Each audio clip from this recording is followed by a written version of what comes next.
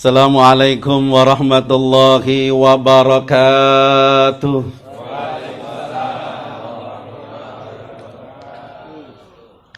Alhamdulillah. Alhamdulillahirabbil alamin.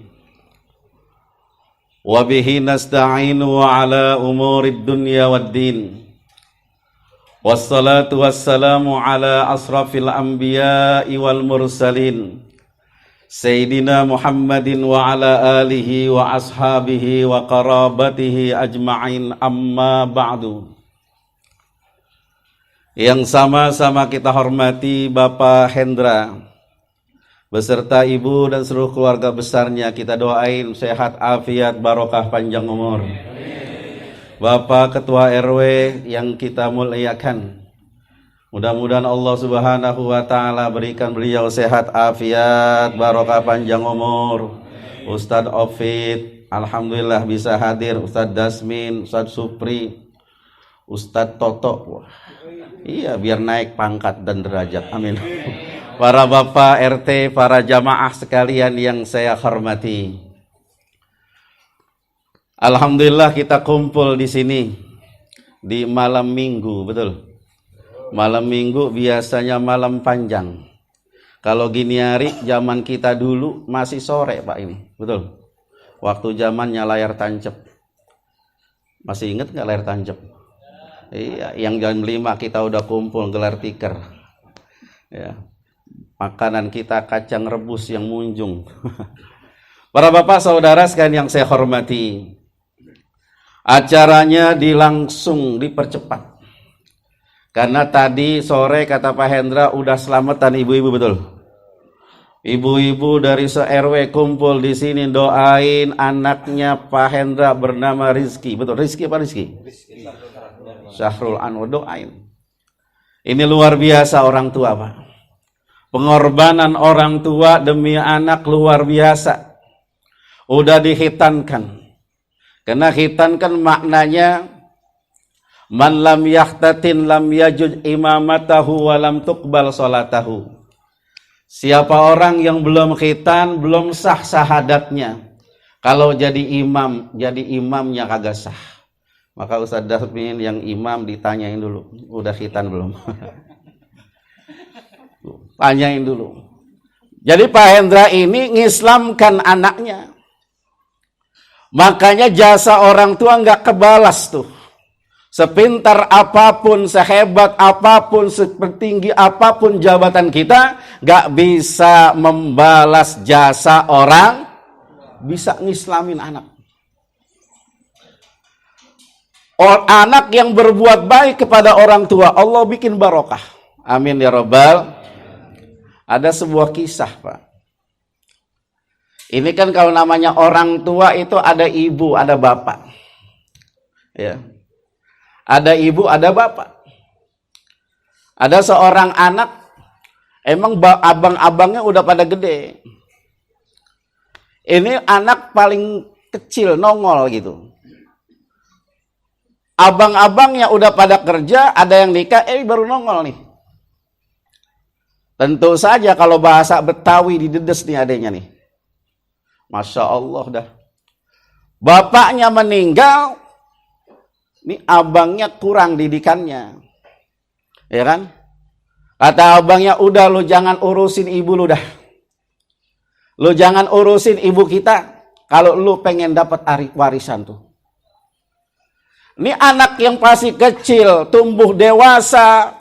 Ia paham agama, ia tahu jasa orang tua. Gak mau ikutin abang-abangnya. Dia urusin ibunya. Ibunya gak bisa jalan. Walaupun ia rela nggak dapat bagian yang banyak sebanyak kakak-kakaknya. Pas bapaknya meninggal, ibunya sakit, yang ngurus yang paling bontot nih. Tentu saja yang paling bontot kalah dari segi ekonomi, karena abangnya lebih dulu. Tapi ia yakin, karena orang yang berbuat baik kepada orang tua kan ada balasannya. Wa qadha rabbuka alla ta'budu illa iyyahu wa bil walidaini ihsana. Ibunya meninggal, anak yang bontot gede nikah, dimimpiin sama bapaknya tuh, didatengin. Bapaknya ngomong,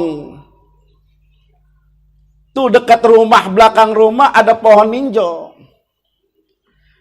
Lu gali dah pohon ninjo tuh. Di situ ayahmu nyimpan uang. Abang-abangnya kaya, adeknya miskin. Abangnya nggak bakti sama orang tua, adeknya bakti sama orang tua. Luar biasa. Mimpi bukan sembarang mimpi, berkali-kali. Dia cokar-coker, dia cari, bener nggak nih omongan ayahnya dalam mimpi? Ternyata ada duit dalam botol. Jumlahnya nggak banyak, cuma 100.000 tuh duit. Kebetulan malam itu malam tahun baru. Dia pikir buat apa ini duit 100.000? Dibeli emas nggak cukup. Ya kan? Dia musyawarah sama istrinya. Udah bang, kalau begitu kita kayak yang lain dah. Ya, kita bakar ikan. Kita mau beli di Muara Baru yang rada murahan, dia beli ikan. Dibawa ikan yang cukup banyak, yang gede-gede, sejumlah uang 100.000. Pas dibelah, jadi dalam perutnya ada mutiara. Luar biasa. Mutiara sekepel, Pak. Tuh anak bontot jadi kaya, pas abang-abangnya baru aja pada miskin. Bakti sama orang tua, sumber kebahagiaan. Amin ya Rabbal. Para bapak saudara sekalian yang saya hormati, kalau orang khitan zaman sekarang enak apa kagak? Enak apa kagak? Enak, beda sama zaman dulu, betul gak? Zaman dulu kita direndam di pinggir kali. Kalau nggak direndam dituangin air dingin sekendi, betul? Kayak model begitu ingat kita. Beda. Zaman dulu sama zaman sekarang. Kalau zaman sekarang nggak bisa dimodifikasi, betul? Zaman dulu, Pak. Ya kan? Kita dipotong cuma pakai belahan bambu. Kagak diapa-apain, kagak dijahit. Kain kita diangkat, di bawahnya dioborin pakai api. Kayak sate begitu. Masya Allah. Tuh. Tapi dari dulu yang namanya khitan sampai gini hari, kalau anak kita khitan, yang takut anaknya apa bapaknya kira-kira? Bapaknya. Iya. Walaupun bapaknya kumisnya baplang. Betul, Pak Indra kagak baplang. Waduh, apa? Iya. Ini belum khitan anaknya nih, ya kan? Ya. Waduh. Iya. Walaupun kumisnya baplang, kalau anaknya mau sunat tuh bapak kuat berendam di comberan kakinya, betul gak? Saking takutnya. Ya Allah. Para bapak saudara yang saya hormati. Jadi khitan zaman sekarang agak lebih mudah ketimbang zaman dulu. Kalau sekarang bisa dikasih langsung sembuh, kalau zaman dulu mah. Ya kan? Kadang-kadang kita tuh, ya kan, kita angkat kain kita semua orang liatin, betul gak? Ada ayam-ayam yang dipatok punya gitu. Tapi semuanya indah, ya kan? Bahwa makna khitan yang pertama adalah orang itu jadi Islam. Betul nih. Yang kedua kebersihan sebenarnya. Ya kan? Sebab ini kalau kotoran, kalau masih ada tutup kurang bersih. Inilah yang kadang-kadang menjadi penyebab kanker rahim seorang istri, menjadi penyebab kanker kelamin bagi seorang laki-laki itu. Makanya Allah sayang kepada kita dengan disebabkannya khitan. Nah, kalau laki-laki khitan ini wajib. Ya kan? Tapi kalau perempuan mukarramatun, kemuliaan. Al-khitanu rirrijal wajibun walin nisa'i mukarramatun. Bagi perempuan itu kehormatan. Maka yuk anak-anak kita dikhitan, Pak. Kalau lihat ya informasi kesehatan kan nggak boleh khitan, ya kan? Apa? Kenapa? Melanggar hak asasi manusia. Ini Allah Subhanahu wa ta'ala sayang sama kita. Kalau perempuan khitannya cuma dikit doang. Tujuannya apa? Agar dia tidak terlalu berambisi birahinya. Sebab kalau itu tidak dikhitan, nanti perempuan ambisinya terlalu tinggi. Maka kalau melihat ya gerak-gerik istri kita bisa nilai itu. Kalau merasa ambisinya terlalu tinggi, dulunya kagak dihitan. Ya. Juga jangan terlalu banyak, nanti dia akan pendiam. Jadi kalau istri kita kayak kedebong pisang, wah, berarti terlalu dalam itu. Tabok. Para bapak saudara sekalian yang saya hormati, kalau khitan nih, zaman sekarang zaman dulu, Masya Allah orang khitan, ya kan Pak? Sebelum khitan gak boleh lari kemana-mana, gak boleh main benteng, takut darahnya ngucur, ya kan? Begitu, ya kan? Habis khitan keluarga pada kumpul, ditungguin, ada namanya bengkong datang pakai motor gede, betul ya? Dulu kalau di Bekasi namanya Aji Burhan, motornya gede, tuh Aji Burhan tuh. Disuruh lihat tuh langsung putus kita. Haji Burhan. Kalau di Pondok Kelapa Aji Gundam dulu Pak. Cuma konon kabarnya nih Aji Gundam kurang laku. Kenapa kurang laku? Kalau khitan kurang rapi. Masih ada bewer-bewerannya gitu Pak, gelebet gitu. Jadi berat jadi bawanya tuh. Tapi kalau kata orang-orang yang sering kawin ibu-ibu, ya, dia paling seneng katanya kalau suaminya dulu dihitan sama Haji Gundam.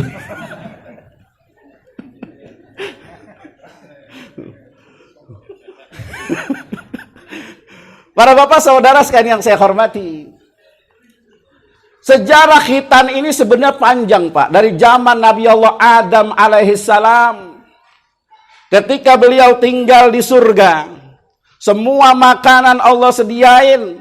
Namun iblis selalu menggoda, ya Adam, ada makanan yang paling nikmat yang engkau sebenarnya boleh makan tuh. Tapi Allah ngelarang, cobalah engkau makan. Pertama Siti Hawa yang makan. Siti Hawa lidahnya licin, tenggorokannya licin, nyambungnya enggak kemari Pak, langsung ke dadanya tuh Siti Hawa. Makanya buah khuldinya perempuan ada di dadanya. Kalau nggak percaya, lihat bini-bini kita. Ini buah khuldi mah. Kalau laki-laki sampai kemari, jakun. Karena apa? Karena makan buah khuldi yang Allah larang. Para bapak saudara sekalian yang saya hormati, setelah makan buah khuldi ini, Allah Subhanahu wa ta'ala menurunkan Nabi Allah Adam dan Siti Hawa terpisah di dunia. Maka Nabi Allah Adam nyesel. Penyesalannya itu sampai ia minta kepada Allah, seandainya taubatnya diterima, ia siap memotong anggota tubuhnya. Maka Allah kasih kalimat, fatalaqa Adamu rabbahu bikalimatin fataba alaih. Baca nih wahai Adam, kalau engkau baca, taubatmu akan diterima. Apa itu doanya? Rabbana zolamna anfusana wa illam tagfir lana wa tarhamna lanakunanna minal khasirin. Ia baca sehingga Nabi Allah Adam taubatnya diterima. Datang Jibril, ya Adam, tunaikan nazarmu. Dalam kondisi bingung ini, maka diilhamkan untuk memotong sedikit dari ujung kelaminnya.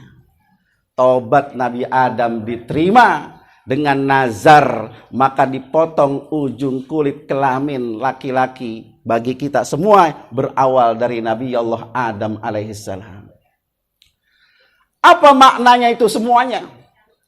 Maknanya adalah sebesar apapun dosa kita, sebanyak apapun dosa kita, kalau kita mau tobat, maka Allah Subhanahu wa ta'ala terima tobat kita.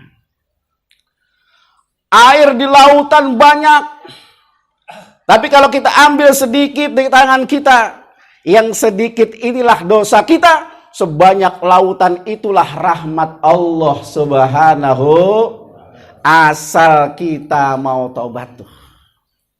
Para bapak saudara sekalian yang saya hormati, malam yugorir, selama napas masih ada nih, selama belum ditenggorokan, selama kita mengenadahkan tangan ke atas, Selama itu pula taubat kita diterima oleh Allah Subhanahu.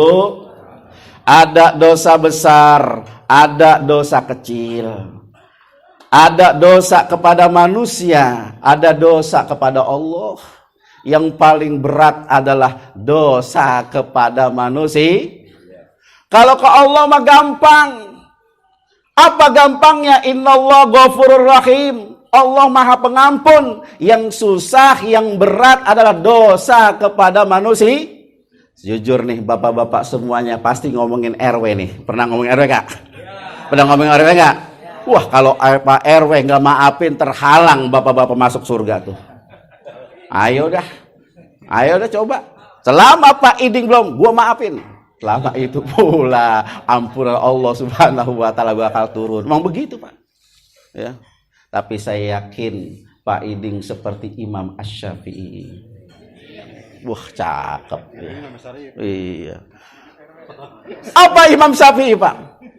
Tiap malam dia berkata, "Ya Allah, seandainya ada orang yang ngomongin saya, ada orang yang menzolimi saya maafin semuanya. Karena sesungguhnya saya enggak mau jadi penghalang orang masuk surga gara-gara saya." Tuh, saya yakin Pak RW begitu. Betul Pak RW? Masya Allah. Tapi itu resiko pemimpin, Pak. Pemimpin tuh kalau baik nggak diomongin, jeleknya diomongin. Iya aja. Ada dosa besar, dosa kecil, dosa kepada manusia, dosa kepada Allah. Ya kan? Ada dosa yang dilakukan sekali itu dosa, tapi ada dosa dilakukan sekali, namun terus-terusan dosa itu mengalir buat kita. Berat yang begitu, Pak. Sekali dilakukan, tapi mengalir terus dosanya. Berat dosa itu. Yang mana Pak Ustadz? Punya tanah dijual sama orang yang suka untuk perjudian. Jual tanah digunakan untuk warung remeng-remeng. Jual tanah buat markas bangke, bank keliling. Wah, dosanya ngalir terus-menerus buat kita. Na'udzubillahi min. Ada dosa sengaja, ada dosa enggak sengaja. Ini ada ibu-ibunya apa kagak ini? Ada ibu-ibunya apa kagak? Ada. Yang paling banyak dosa enggak sengaja kaum ibu, Ustaz Dasmin. Betul. Ibu-ibu kalau mau kondangan rapi apa kagak? Rapi. Tidur sama lakinya rapi apa kagak? Pakai bedak enggak kalau mau kondangan? Pakai. Kalau mau tidur sama laki bedak enggak? Pakai minyak wangi kalau mau pergi. Boro-boro. Kadang-kadang kalau tidur melaki BH udah pada putus. Mana diikat pakai titik. Bedaknya udah macem-macem. Pakai wakinya muter-muter pas tidur melaki. Masya Allah. Yang dipakai GPU. Yang dipakai remason. Yang dipakai minyak angin. Masya Allah. Lakinya datang nyamperin. Tahu-tahu pas mau nyium ketusuk nitip. Tuh, dosa kagak sengaja. Padahal Rasulullah kasih tahu gampang perempuan masuk surga itu. Al-mar'atu idza shalat khamsaha, salat 5 waktu. Wa shamat sahroha, puasa Ramadan. Ya kan? Wa hasanat farjaha, ia jaga kehormatannya. Wa ata'at ba'laha, taat ama suami. Fadkhulil jannati fi ayyi babin syi'ti, tinggal milih masuk surga yang mana. Jadi gampangan perempuan masuk surga ketimbang laki-laki. Tapi sekarang Pak kan biasa 10 Muharram, Pak. 10 Muharram itu peringatan hari anak yatim. Kalau hari anak yatim biasanya meninggal suaminya dulu, bapaknya, betul. Jadi umur memang kebanyakan yang meninggal duluan bapak-bapak ketimbang ibu-ibu. Kenapa Pak Ustadz? Emang ada keterangannya. Kadang-kadang begitu, beban kerjanya terlalu berat, tuntutan dari istri terlalu berat. Udah istri nuntut kadang-kadang rewel. Kenapa laki-laki stres banyak yang stroke, punya bini jelek rewel tuh. Kadang-kadang banyak di antara kita takut sama bini. Banyak nggak? Ciri-ciri takut sama bini nih Pak, ciri-ciri nih Pak. Ini ciri-cirinya. Kalau lakinya bininya gemuk, lakinya kurus. Nah, itu tuh.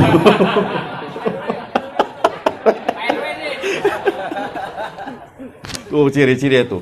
Kalau bininya gemuk, lakinya kurus, mah takut sama bini tuh. Iya. Belum masuk rumah, ngempet dulu di pos RT. Kira-kira bininya megang sapu apa kagak? Para bapak saudara sekalian yang saya hormati. Jadi mengandung makna sebanyak apapun dosa kita nih. Kalau kita mau tobat, Allah Subhanahu wa taala buka. Bahkan kata Allah, labbaik abdi sini kemari hambaku. La yaqnatu min rahmatillah. Janganlah engkau sekali-kali putus asa dari rahmat Allah Subhanahu wa taala. Inilah makna khitan sesungguhnya. Ya. Makna yang lain apa Pak Ustadz? Ingat, yang namanya kelamin itu kehormatan, lambang dunia, lambang kemuliaan. Maka disuruh potong sedikit. Artinya apa? Kalaupun kita punya harta dan kekayaan, jangan lupa sama agama. Kalau kita punya jabatan, jangan lupa sama agama. Jangan lagi punya jabatan, lupa sama agama. Ke masjid nggak pernah ke masjid. Pas udah pensiun rajin ke masjid lah, buat apaan? Lagi tanda tangannya berlaku, lagi rekomendasinya berlaku, ayo ke masjid sehingga bermakna buat warga dan jamaah. Pas udah pensiun baru ke masjid. Tapi bukan orang sini nih Pak. Orang kita ini alhamdulillah. Harta nih, lihat. Rumah cuma begini-gini doang Pak, gang begini-begini. Masjid juga di situ-situ aja. Tapi entar gantian yang disolatin di masjid, betul. Gang sini begini-gini aja, entar gantian bendera kuning di sana di sini. Emang sih kalau bicara kematian biasa aja. Kenapa biasa aja? Bab orang kalau mati omongan dua, umur berapa sih? Sehingga ketika ada omongan umur, wah masih muda. Jauh. Emang sakit apa? Ketika ada yang dibilang sakit, wah saya sehat, gak apa-apa. Tapi lihat kenyataan. Justru banyak yang sehat. Allah Subhanahu wa taala panggil duluan. Kalau mau sebut, ayo dah. Haji Mas Said habis main futsal. Betul. Nike Ardila kecelakaan, masih sehat. Ya kan? Basuki habis main futsal. Bunyamin SS lagi main futsal. Politisi Burhanuddin Natipol habis main futsal, main golf, meninggal dunia. Maka dari itu, ayo ya, yang punya tenaga bantu agama Allah Subhanahu wa taala, yang punya harta bantu agama Allah Subhanahu wa taala, yang punya rezeki bantu agama Allah Subhanahu wa taala. Rasulullah sallallahu alaihi wasallam, Allah Subhanahu enggak menyia-nyiakan pengorbanan kita. Ini Muharram kan mengingatkan peristiwa hijrah. Ada dua tokoh dalam hijrah yang perlu kita ingat. Sayyidina Ali suruh tidur di kamar Nabi, bertikar-tikar Nabi, berselimut-selimut Nabi. Apa yang Allah berikan hadiah kepada Sayyidina Ali? Menjadi menantu Nabi Muhammad sallallahu alaihi wasallam. Ada Abu Bakar berhijrah amanah Rasulullah, berdiam di Gua Sur, rela digigit ular, mengorbankan apa saja. Apa yang Allah berikan kepada Sayyidina Abu Bakar? Makamnya berdampingan dengan Nabi Muhammad sallallahu alaihi wasallam. Namanya tersebut dalam setiap sholat kita. Yang mana tuh? Ketika kita bangun dari ruku, ada bacaan Sami'allahu liman hamidah. Sami'allahu liman hamidah. Telah mendengar bagi orang-orang yang memuji. Man di situ adalah Abu Bakar Siddiq.